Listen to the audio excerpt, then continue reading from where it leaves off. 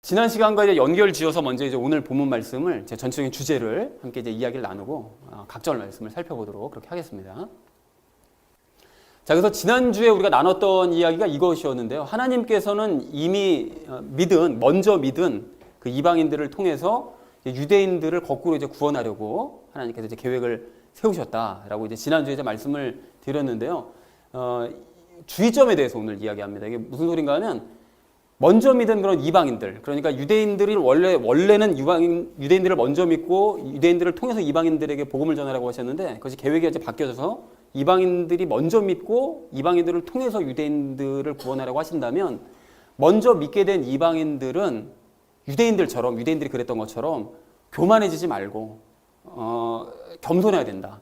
유대인들과 똑같은 길을 따라가면 안 된다라는 것을 오늘 본문에서 이제 말씀을 하고 계시거든요. 그래서 이것이 이제 주제라는 것을 아시는 상태로 각절 말씀을 이제 연결시켜서 하나씩 우리 이야기를 살펴보도록 하겠습니다. 자, 우리 16절 말씀을 좀 함께 읽어보도록 하겠습니다. 시작. 첫 열매가 거룩하면 덩어리도 거룩하고 뿌리가 거룩하면 가지들도 그러하니라 라고 말씀을 하십니다. 근데 여기서 첫 열매라는 것은 무엇인가 하면 그 첫 곡식입니다. 그러니까 처음 추수해서 얻은 그 곡식. 그것이 이제 첫 열매라는 거죠. 그리고 덩어리라는 것은 당연히 이제 반죽 덩어리, 그 곡식으로 만든 그 반죽 덩어리. 그러니까 밀을 추수했으면 이제 밀로 만든 밀가루가 되겠죠. 밀가루 덩어리가 되겠죠. 자, 그러면 이 첫 곡식으로 만든 반죽 덩어리인데 이 첫 번째 줄, 그러니까 첫 열매가 거룩하면 덩어리가 거룩하다라는 것이 이제 성경에 이런 표현이 구약 성경에 특히 이런 표현이 자주 나오거든요. 그러니까 뭐 덩어리가 거룩하면 그것을 만진 사람도 거룩해지지 않겠느냐, 뭐 의복이 거룩해지지 않겠느냐, 뭐 이런 표현들이 많이 나오는데.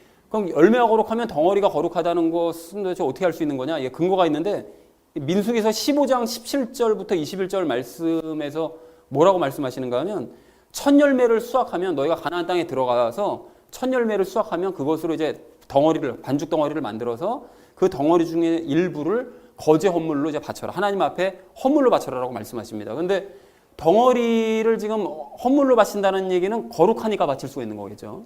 근데 덩어리가 거룩하다는 얘기는 그 전에 그 첫 번째 수확했던 그 곡식이 거룩하기 때문에 그것이 거룩하면 덩어리도 거룩한 거니까 이 거룩한 것을 하나님께 바칠 수 있다라고 이제 하나님께서 말씀을 하시더라는 거예요. 그래서 이거 무슨 얘기를 하고 싶어서 이 얘기를 하신 것인가 하면 바로 이겁니다. 근본되는 것이 거룩하면 그것과 연결된 것들은 다 거룩하다라는 것을 말씀하고 싶으신 거죠. 그러니까 첫 열매가 거룩하면 반죽 덩어리도 거룩할 수밖에 없고 나무의 뿌리가 거룩하면 그 가지들도 거룩할 수밖에 없다라는 것을 말씀하고 싶으신 것입니다. 그래서 다시 말해서 예수님이 거룩하시면 그러면 당연히 예수님과 연합한 사람들도 거룩할 수밖에 없다라는 것을 지금 말씀하고 계신다는 거예요. 근데 문제가 무엇인가 하면 유대인 사도들, 그러니까 유대인들 중에서 이렇게 예수님과 연합한 사람들은 거룩하게 되었는데, 그러니까 뿌리이신 예수님이 거룩하기 때문에 연합해서 그들도 거룩하게 되었는데 믿지 않은 사람들, 복음을 거부하고 믿지 않은 유대인들은 뿌리가 거룩함에도 불구하고 믿지 않았기 때문에 예수님과 상관없어서 떨어져 나갔기 때문에 그들은 거룩하지 않고 꺾여져 나가버리게 되었다라는 것을 지금 말씀하고 계신다라는 것입니다. 자, 그래서 이것을 아시는 상태로 한 가지 좀 주의하실 점을 생각할 게 있는데요. 뭐냐면 이 첫 열매와 뿌리가 예수님을 의미하거든요. 그러니까 예수님과 연합하면 그 연합한 사람들은 다 거룩하게 된다라는 걸 이제 말씀하고 있는데 이것을 이렇게 해석하는 사람들이 있습니다. 첫 열매와 뿌리를 아브라함이라고 보는 시각이 있어요. 그래서 이 사람들이 뭐를 주장하고 싶은 건가 하면 아브라함이 거룩하기 때문에 그 유대인들도 당연히 거룩하다. 그렇기 때문에 이제 훗날 그 유대인들은 거룩하기 때문에 믿지 않아도 구원을 받는다. 이제 이걸 주장하는 거예요. 그래서 그 26절 말씀 이제 우리 앞으로 살펴볼 텐데 거기 보면 온 이스라엘이 구원을 받으리라 이런 표현이 나오거든요. 그러면 그 한 절 말씀만 딱 보고 이거 봐라. 온 이스라엘이 다 구원받는다고 그러지 않냐. 그러니까 믿지 않아도 유대인들은 다 구원받는 거다라고 이제 주장들을 한다라는 것이죠. 그러다 보니까 거꾸로 이제 이것이 첫 열매와 뿌리가 아브라함을 얘기하는 거구나. 이제 이렇게 거꾸로 이제 얘기들 한단 말이죠. 근데 그것이 온 이스라엘의 무슨 뜻인지는 제가 이제 그때 가서 명확하게 이제 말씀을 드릴 텐데요. 어쨌든 이렇게 해석하는 사람들이 있는데 그러다 보니까 이제 믿는 이방인들도 아브라함 덕분에 거룩해질 수 있는 것이다. 이제 이렇게 주장을 하는 사람들이 있다라는 것입니다. 그럼 이런 얘기가 맞을까요? 이런 해석은 맞지가 않습니다. 당연히 틀린 얘기죠. 이게 왜 틀린 것인가 이유가 있는데요. 두 가지를 잡아볼 수가 있는데 첫 번째는 아브라함을 거룩하다고 볼 수는 없습니다. 아브라함은 그냥 선택된 한 사람이었을 뿐이고 그냥 믿음의 조상이었던 것이지. 그 사람이 왜 우리가 로마서 말씀을 처음 그 앞부분에서 나눌 때도 그랬잖아요. 아브라함이 발견한 게 뭐냐? 10가지 잘못하더라도 행동 잘못하더라도 한 번 잘 믿으니까 하나님께서 의로 여겨주시더라. 그 얘기 했었잖아요. 이 사람은 10번 행동을 잘못한 사람이었지, 그러니까 한 번 잘 믿은 사람이었지 거룩한 사람은 아니었다라는 것이죠. 그러니까 아브라함이 거룩하다고 볼 수는 없는 것이고, 또 하나가 성경에서 아브라함을 첫 열매나 뿌리라고 표현하신 적이 없습니다. 그렇기 때문에 이것을 첫 열매와 뿌리가 아브라함이라고 해석하는 것은 이런 사람이 은근히 많거든요. 그런데 이거는 좀 너무 무리한 해석이라는 것이죠. 자, 그래서 전체 의미를 이렇게 해석해 볼 수 있는데요. 예수님이 거룩하시면 믿는 성도들은 당연히 거룩하다. 왜냐하면 믿어서 거룩하신 분과 연합했기 때문에 그 사람도 거룩할 수밖에 없다. 그런데 그 이후로 하고 싶은 얘기가 이제 숨어있는 얘기가 뭐냐면, 그래서 믿는 유대인들은 거룩하게 되었다. 사도들을 비롯한 믿는 유대인들은 다 거룩하게 되었지만 믿지 않은 사람들은 거룩해지지 못해서 꺾여버렸다 라는 것을 얘기하고 싶은 것입니다. 그래서 그 다음 절에서 17절에서 그 얘기를 하고 있는데요. 우리 함께 읽어보도록 하겠습니다. 시작. 또한 그 가지들 중에서 얼마가 꺾이고 야생 올리브나무인 내가 그들 가운데 접붙여져서 그들과 함께 올리브나무의 뿌리와 기름짐에 참여하게 되었을진데 라고 말씀하시는데요. 여기서 이 가지들이라는 것은 누굴까요? 당연히 유대인들을 얘기하는 것이죠. 그리고 이제 꺾였다라고 얘기하는데, 꺾였다는 것은 앞에서도 지지난주인가요? 그때 말씀드렸던 것처럼 넘어지는 거. 그러니까 선민으로서의 자격을 이제 박탈당한 거. 이제 그것을 이야기를 합니다. 그러니까 믿지 않았기 때문에 방금 우리가 16절에서 본 것처럼 거룩하신 그분과 연합하면 이제 거룩한 가지가 되어야 되는데, 믿지 않았기 때문에 그들 중에 얼마는 그냥 꺾여버려서 거룩해지지 못한 상태로 그냥 꺾여버렸다는 거예요. 자, 그리고 밑에 보면 이제 올리브나무라는 그 표현이 나오는데, 올리브나무는 우리 개역 성경을 보시면 그 감람나무라고 되어져 있잖아요. 그 감람나무가 올리브나무입니다. 그러니까 올리브 그 기름 추출하는 바로 그 나무 그겁니다. 그래서 성령님의 기름 부으심을 상징하는 거죠. 그러니까 성도들이 그 성령님과 연합하고 그분으로 충만해지는 것, 이제 그것을 이제 올리브나무에 이제 비유를 한 것입니다. 자, 그리고 여기 다시 한번 이 꺾이고라는 것을 좀 살펴볼 필요가 있는데, 꺾이는 것은 유대인들이 꺾였는데, 믿지 않는 사람들은 꺾였는데, 이게 왜 꺾인 거냐? 방금 말씀드렸듯이 왜 꺾인 거죠? 믿지 않았기 때문에 꺾이는 겁니다. 그러니까 항상 20절, 그리고 뒤에 그 20절 말씀도 보시면 그들이 믿지 아니함으로 꺾였느니라 이렇게 말씀하시거든요. 그러니까 믿지 않으면 꺾이는 겁니다. 가지로 있던 그 가지들이 믿지 않으면 꺾여버린다라는, 이게 왜 이렇게 제가 강조를 하는가 하면, 잠시 후에 제가 말씀드릴 때 이걸 이렇게 기억을 해 두셔야 명확하게 이해를 하실 수 있기 때문에, 믿지 않은, 그 기준이 믿지 않는 거라는 것이죠. 자, 그리고 그들 가운데라고 되어져 있는데, 야생 올리브 나무는 당연히 이제 이방인들을 가리키는 거고요. 이방인인 너가 그들 가운데 접붙여졌다는 것은, 그들은 누군가 하면 이것도 유대인인데, 유대인들 중에서 어떤 유대인입니까?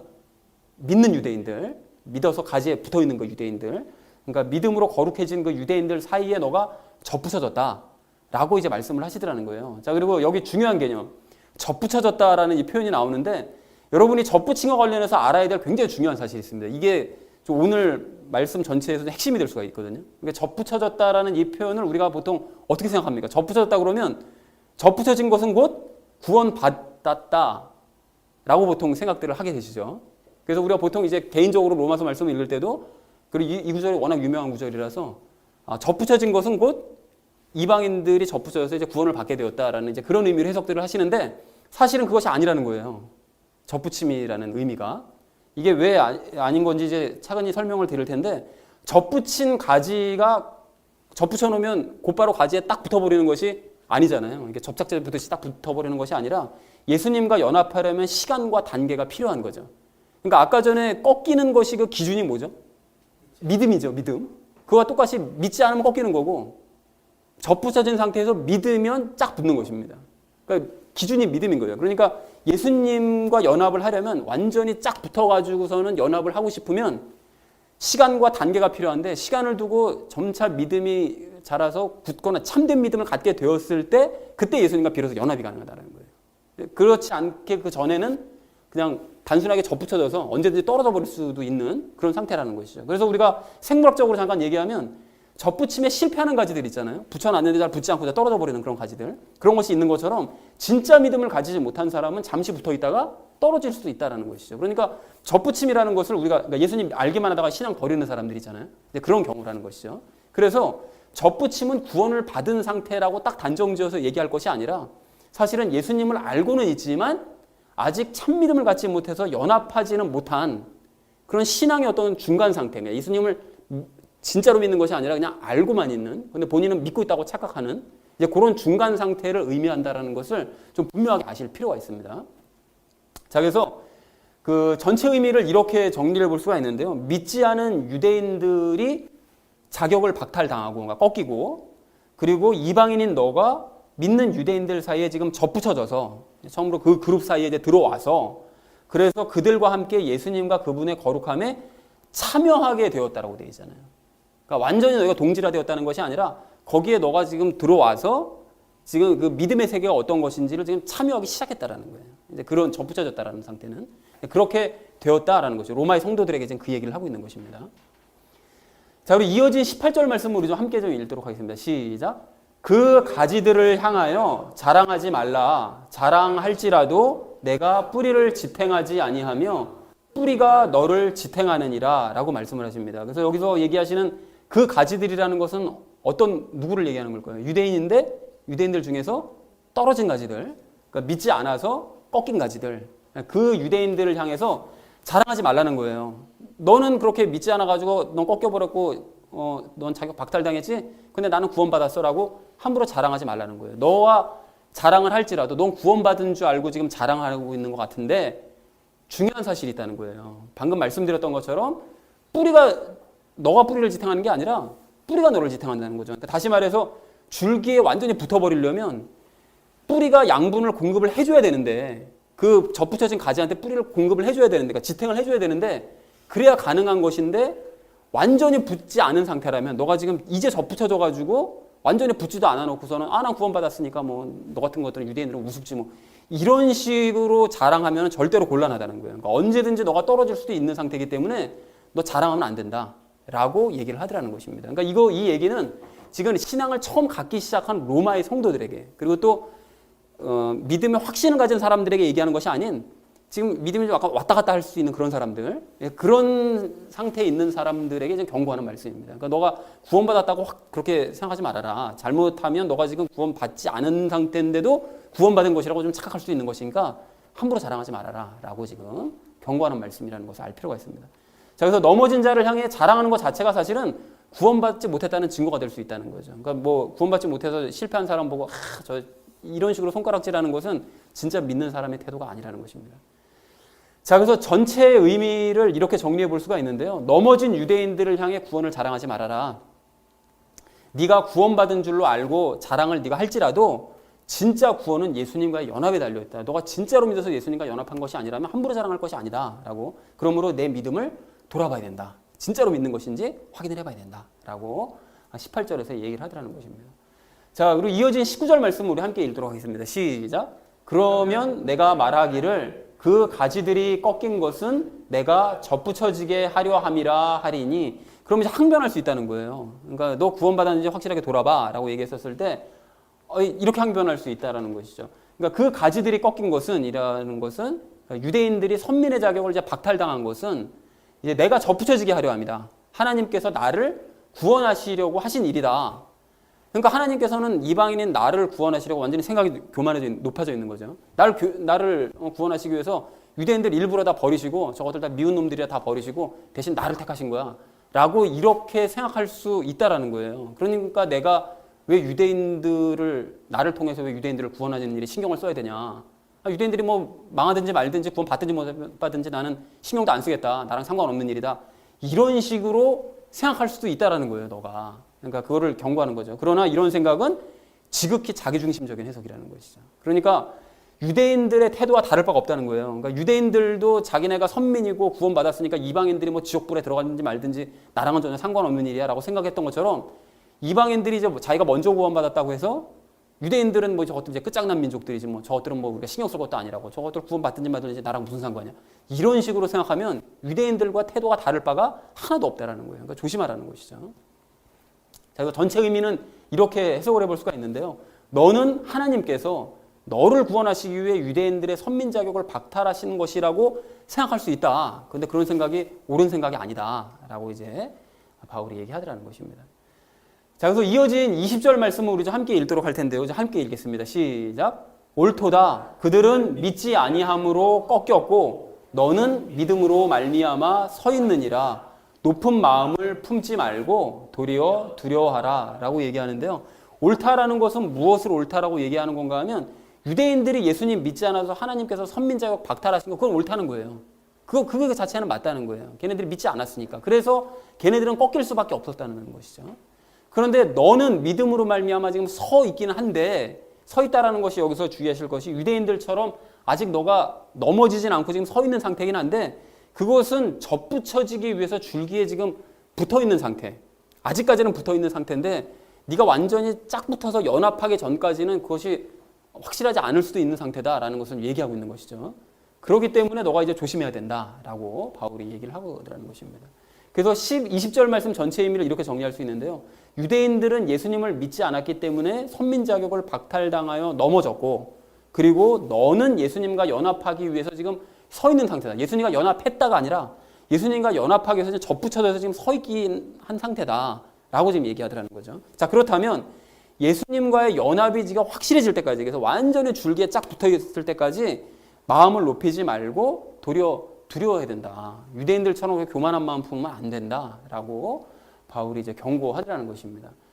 자, 그리고 이제 마지막 21절 말씀을 좀 우리가 함께 읽도록 하겠습니다. 시작.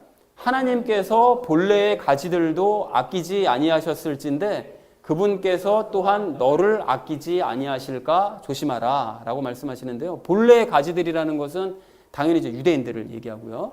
그러니까 아끼지 아니하셨다는 것은 참된 믿음을 갖지 않으니까 그들을 바로 잘라버리셨을 찐데 그분께서 또한 너를 아끼지 아니하실까. 그러니까 너도 참된 믿음을 갖지 않으면 너도 버려질 수 있다라는 것을 알고 조심해야 된다라고 얘기를 하더라는 것입니다. 자, 그런데 여기서 좀 주의할 점이 있는데요. 21절에서 이 한 절 말씀만 여러분이 이게 딱 보시면 앞에 내용 하나도 기억하지 않으시고 21절 말씀만 딱 보시면 어떻게 되죠? 하나님께서 본래의 가지들도 아끼지 않으셨기 때문에 그분께서 또한 너도 아끼지 않으신다. 그러니까 버리실 수 있다.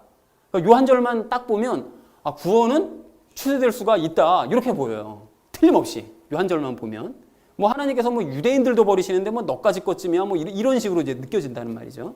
그러니까 구원이 취소된다는 사실 의미로 보이지만 우리가 앞에서 말씀드렸던 그 접붙임에 대한 그 개념을 우리가 바르게 알고 나면 21절이 구원 취소에 대한 내용이 아니라 구원이 아직 확증되지 않은 그런 사람들이 그것이 이제 구원 안 될 수도 있다. 그러니까 진짜 믿음을 내가 가져야 된다라는 것을 경고한 그 내용이라는 것을 우리가 알 수 있다는 것이죠. 그러니까 앞에 구절의 내용들을 단어도 정확하게 알고 또 내용과 연결지어야 이것이 바르게 이해가 될 수 있는 것이지 요 한 절만 딱 보고 나면 틀림없이 이건 구원 취소된다. 이건 100%.